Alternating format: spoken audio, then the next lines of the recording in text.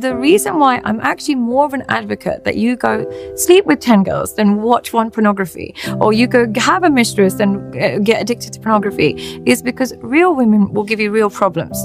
And real problems will remind you how much you love your wife. How much you love your wife. I hear you. Yeah, but instead of like that either or, yeah, black or white, what about the gray, which is the partnership who says, you know what, we love each other.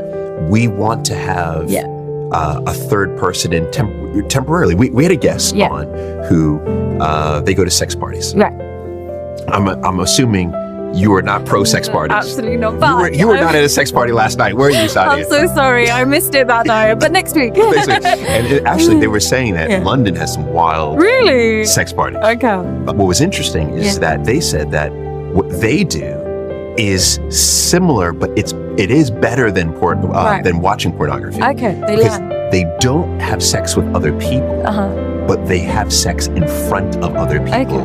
Watch other people get turned on by it's the voyeurism. Okay, the voyeurism, Okay, so they fulfill a fantasy in that moment. Yes. Do you know what it is? I need to see long-term data on OnlyFans, pornography, and threesomes for me to then understand what the real reality is, because it's been compact in our generation. We don't know what it's like in the long term. So because of that, I have to reserve judgment.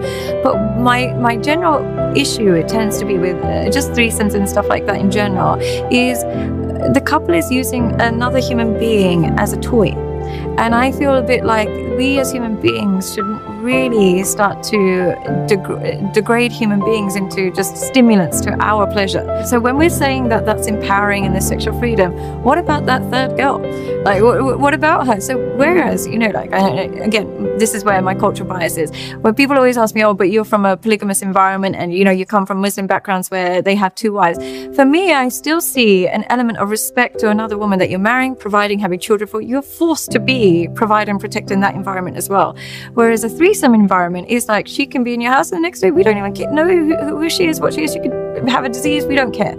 It's a psychopathy that we're breeding in human beings to use another human being as a device to stimulate your own pleasure that I take an objection to. Push back, and I hear it, but I've talked to the third girl and the third boy. Yes. And typically what I hear is that they've detached themselves emotionally to what's happening, and they are there pleasure seeking themselves. Yeah, but I still think consensual pleasure seeking has a long-term negative